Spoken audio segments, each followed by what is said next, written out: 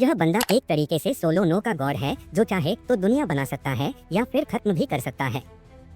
अभी सोचो गाइस, अगर तुम्हारे पास ऐसी पावर होती जिससे तुम किसी भी चीज को बना सकते हो या फिर खत्म कर सकते हो, तो तुम क्या करते? देखो, एक नॉर्मल इंसान होता तो बहुत कुछ करता, एक लिटरली अपनी मनपसंद का यूनिवर्स बनाता जहाँ पर उसके पास मेरा मतलब है बहुत कुछ कर सकता था। लेकिन इस मनबुद्धि ने क्या किया? इसने मजे ही मजे में रूलर्स एंड मोनार्क्स को सीमलेस पावर के साथ बनाया। एंड उसने एक कांड कर दिया कि रूलर्स के पास मोनार्क से थोड़ी कम पावर रहेगी, ताकि रूलर्स एंड मोनार्क में फाइट हो एंड एक कोने में बैठ के पॉपकॉर्न खाते हुए इन दोनों का मैच एंजॉय कर सके। बनाया है ताकि रूलर्स एंड मोनार्क्स हमेशा के लिए लड़ते रहे। और फिर रूलर्स ने अपनी छोटी सी बुद्धि का बहुत ज्यादा इस्तेमाल किया और एक आइडिया लेके आए कि एब्सोल्यूट बीइंग को पेल देते हैं।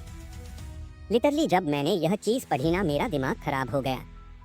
माँ खराब हो जाएगा, मैं माँ अम्मा बहन पे आ जाऊंगा, मैं इनकी अम्मा बहन पे आ जाऊँ। लिटरली गॉड लाइक एंटिटी जिसने रूलर्स एंड मोनार्क्स को बनाया है, वो ये रूलर्स के हाथ से कैसे मर सकता है? लेकिन ऐसा ही हुआ। रूलर्स ने मिलके एब्सोल्यूट बीइंग के हमेशा के लिए मजे ही मजे करवा दिए।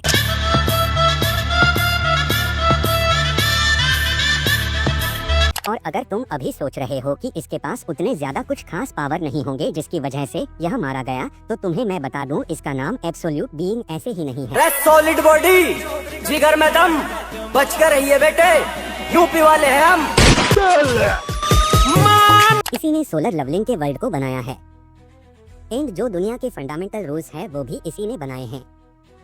एंड अगर तुम्हें इससे अंदाजा नहीं हो रहा तो मैं तुम्हें बता दूं, यही रियलिटी को कंट्रोल कर सकता था।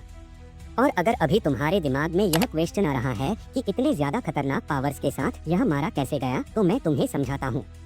देखो, जब इसने रूलर्स एंड मोनार्क्स को बनाया तब रूलर्स के पास इतनी समझ नहीं थी कि वो एब्सोल्यूट बीइंग के ऊपर उंगली उठाए।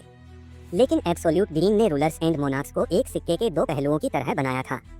यानी रूलर्स को बनाया था लाइट के तौर पर दुनिया की प्रोटेक्शन के लिए, वही मोनार्क्स को बनाया था डार्कनेस के तौर पर दुनिया की डिस्ट्रक्शन के लिए।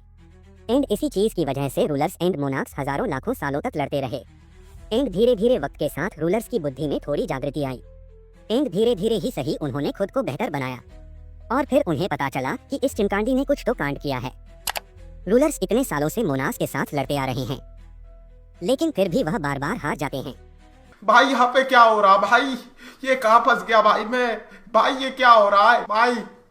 भाई मुझे कॉकरोच बना दे भाई, ये मुझे आगे नहीं जाने दे भाई, मेरी ट्रेन छूट रही। कि कुछ तो गलत हो रहा है, इस बंदे ने कुछ तो कांड किया है जिसकी वजह से वो हार रहे हैं। एंड फिर उन्हें पता चला कि इसने रूलर्स को मोनार्क्स से कम पावर दी है ताकि रूलर्स हमेशा के लिए एक लूजिंग वॉर लड़ सके। अरे देवा, ये गड़बड़ है बाबा। और फिर होना क्या था?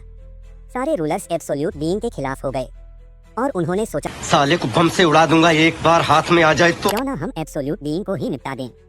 उन्होंने सोचा अगर एब्सोल्यूट बीइंग नहीं रहेगा तो फिर उनमें लड़ाई नहीं होगी, फिर रूलर्स एंड मोनार्क्स एक साथ भाईचारा अनटॉप कर पाएंगे। यही सोच के उन्होंने एक साथ मिलकर एब्सोल्यूट बीइंग को निपटा दिया। लिटरली मैंने जब एब्सोल्यूट बीइंग की ऐसी तस्वीर देखी ना, मुझे इसके ऊपर तरस आ गया। लिटरली कौन इसको बोलेगा यह गॉड लाइक एंटिटी है। यह रियलिटी को ऑल्टर करने की पावर को पोजेस करता है। ऐसे पड़ा हुआ है यह लौंडा। लेकिन जो भी हुआ, एब्सोल्यूट बीइंग के डेथ के बाद एंड मोनार्क्स की फाइट और भी ज्यादा इंटेंस हो गई। जो पहले एब्सोल्यूट बीइंग के कमांड से चलते थे, वो फिर अभी अपने फ्री विल के साथ जो मर्जी में आए वो करने लगे। लिटरली रूलर्स ने ह्यूमैनिटी की साइड लेकर अर्थ को प्रोटेक्ट करने का सोचा। एंड सारे मोनोक्स ने पहले जैसा डिस्ट्रक्शन का सोचा, जबकि एशबन ने ह्यूमैनिटी की साइड ली एंड ह्यूमंस को प्रोटेक्ट करने का सोचा। एंड अगर तुम्हें नहीं पता कि एशबन कौन है तो मुझे कमेंट्स में बताना, मैं नेक्स्ट वीडियो इसी के ऊपर लाऊंगा। और जाने से पहले निसार सोलो चैनल को सब्सक्राइब कर दो गाइस, ताकि हमें एक और बार मिल सके। और वीडियो पसंद आई है तो एक लाइक कर दो। मिलते हैं अगले वीडियो में, तब तक के लिए बाय बाय गाइस।